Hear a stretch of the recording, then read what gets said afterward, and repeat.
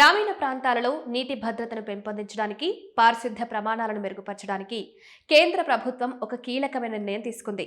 విభాగాల మధ్య సమన్వయం ఉన్నప్పుడే గ్రామీణాభివృద్ధి వేగవంతమవుతుంది అనే లక్ష్యంతో కేంద్ర ప్రభుత్వం రూపొందించిన వీబీజీ రామ్జీ గ్రామీణ ఉపాధి హామీ పథకంతో తాగునీటి వనరుల సుస్థిరత, గ్రే వాటర్ నిర్వహణ, పారిశుద్ధ్య పనులను అనుసంధానించాలని రాష్ట్రాలు, కేంద్రపాలిత ప్రాంతాలను ఆజ్ఞాపించింది. ఈ నెల ప్రారంభంలో కేంద్ర జలశక్తి మంత్రిత్వ శాఖ, గ్రామీణాభివృద్ధి మంత్రిత్వ శాఖ సంయుక్తంగా అన్ని రాష్ట్రాల ప్రతినిధులకు ఒక లేఖ ద్వారా ఈ స్పష్టమైన ఆదేశాలను జారీ చేసింది. గ్రామీణ ప్రాంతాల్లో నీటి భద్రతను సాధించడంతో పాటు పారిశుద్ధ్యం కోసం నిధులను, వనరులను సమర్థవంతంగా వినియోగించుకునేలా ఒక సమగ్ర ప్రణాళికను రూపొందించాలని కేంద్రం స్పష్టం చేసింది. అంతేకాకుండా ఈ ప్రణాళికల అమలు నిరంతర పర్యవేక్షించేందుకు అవసరమైన చర్యల వివరాలను కూడా ఈ లేఖ ద్వారా పొందుపరిచారు. ఇటీవల అమల్లోకి వచ్చిన Viksit Bharat guarantee for Rozgar and Ajeevika mission చట్టం 2025లో నీటి భద్రతను అత్యంత కీలకమైన 4 ప్రాధాన్యతా రంగాలలో ఒకటిగా ప్రభుత్వం గుర్తించింది.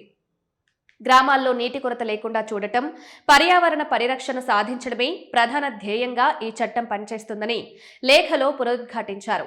ఈ సరికొత్త మార్గదర్శకాల ప్రకారం జల్ జీవన్ మిషన్ 2.0 కింద చేపడుతున్న తాగునీటి వనరుల సుస్థిరత పనులు, స్వచ్ఛ భారత్ మిషన్ 2.0 కింద నిర్వహించే గ్రే వాటర్ ప్రాసెసింగ్, ఘనద్రవ వ్యర్థాల నిర్వహణ పనులను విధిగా వికసిత్ గ్రామ పంచాయతీ ప్రణాళికలలో విలీనం చేయాలని ఉభయ మంత్రిత్వ శాఖలు సూచించాయి.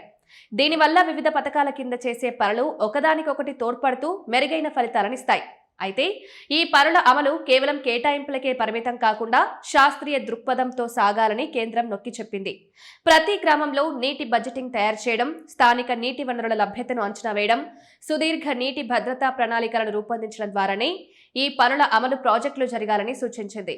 ముఖ్యంగా నీటి తీవ్రత కొరత ఎదుర్కొంటున్న ప్రాంతాలపై ప్రత్యేక దృష్టి సారించాలని ఆదేశించారు. భూగర్భ జలాల పునర్పూరణ, వర్షపు నీటి నిల్వ, ఎండిపోయిన జలాశయాల పునరుజ్జీవనం, వాటర్ షెడ్ అభివృద్ధి, చెక్ డ్యాంల నిర్మాణం, ఊటల పరివాహక ప్రాంతాల నిర్వహణ, ఇతర వికేంద్రీకృత నీటి సంరక్షణ చర్యలను అత్యంత ప్రాధాన్యతనిచ్చి పనులు చేపట్టాలని రాష్ట్రాలను ఆదేశించారు. పథకాలను క్షేత్రస్థాయిలో సమర్థవంతంగా నడిపేందుకు ఈ చట్టం కింద ఏర్పాటయ్యే రాష్ట్ర స్థాయి స్టీరింగ్ కమిటీల్లో గ్రామీణ నీటి సరఫరా, ప్రజా ఆరోగ్య ఇంజనీరింగ్ విభాగాలకు చెందిన అదనపు ప్రధాన కార్యదర్శి, ముఖ్య కార్యదర్శి, శాఖా కార్యదర్శులను తప్పనిసరిగా భాగస్వాములను చేయాలని కేంద్రం సిఫారసు చేసింది. ఈ సమన్వయ ప్రక్రియను మరింత సులభతరం చేసేందుకు ప్రణాళికల సాంకేతిక పరిశీలన, అమలు, పర్యవేక్షణల కోసం ప్రత్యేక అధికారులను నియమించాల్సి ఉంటుంది.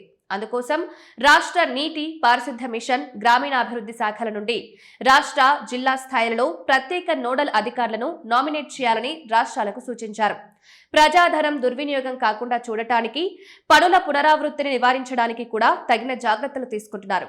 జేజేఎం 2.0, ఎస్బీఎం 2.0 పథకాల కింద తయారు చేసిన గ్రామ కార్యాచరణ ప్రణాళికలను గ్రామ సభ ఆమోదానికి పంపే ముందే వాటిని సాంకేతికంగా వికసిత్ గ్రామ పంచాయతీ ప్రణాళికలతో అనుసంధానించాలని మంత్రిత్వ శాఖలు ఆదేశించాయి. ఈ ప్రాజెక్టులో పారదర్శకతను పెంచడానికి, డిజిటల్ డేటా ద్వారా సాక్ష్యాధారిత నిర్ణయాలు తీసుకోవడానికి నూతన సాంకేతికతను జోడించారు. అందులో భాగంగా చేపట్టిన తాగునీటి ప్రాజెక్టులు, పారిశుద్ధ్య నిర్మాణాలు, గ్రే వాటర్ నిర్వహణ ఆస్తులను వికసిత్ భారత్ జాతీయ గ్రామీణ మౌలిక సదుపాయాల స్టాక్లో నమోదు చేయడంతో పాటు విధిగా జియో ట్యాగింగ్ చేయాలని ఆదేశించారు. నీటి సంరక్షణ పనులను గుర్తించడానికి శిఖరం నుండి లోయ వరకు అనే సహజ పర్యావరణ సూత్రాన్ని వర్తింపజేయాలని కోరారు. నీటి కొలతలు, హైడ్రోజియోలాజికల్ అంచనాలు వేయడానికి, పనులకు ప్రాధాన్యతనివ్వడానికి యుక్తధార వంటి అధునాతన జియోస్పేషియల్ ప్లానింగ్ పరికరాలను వినియోగించుకోవాలని రాష్ట్రాలకు మార్గదర్శనం చేశారు.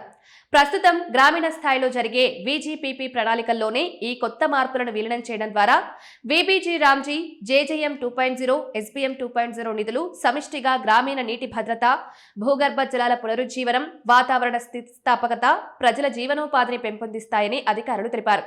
ఈ భారీ లక్ష్య సాధనకు గ్రామీణాభివృద్ధి, తాగునీరు, పారిశుద్ధ్యం, పంచాయతీరాజ్ వంటి కీలక శాఖలు సమన్వయంతో పనిచేయాలని పేర్కొన్నారు.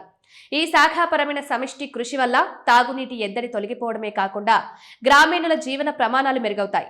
అందుకోసం జూన్ 18న జారీ చేసిన సలహా పత్రం ప్రకారం తీవ్ర నీటి కొరత ఉన్న బ్లాకుల్లో కనీసం 65%, పాక్షికంగా క్లిష్టమైన ప్రాంతాల్లో 40%, సురక్షిత ప్రాంతాల్లో కనీసం 30% వీబీజీ రామ్జీ నిధులను నీటి సంరక్షణ పనులకే వెచ్చించాలి.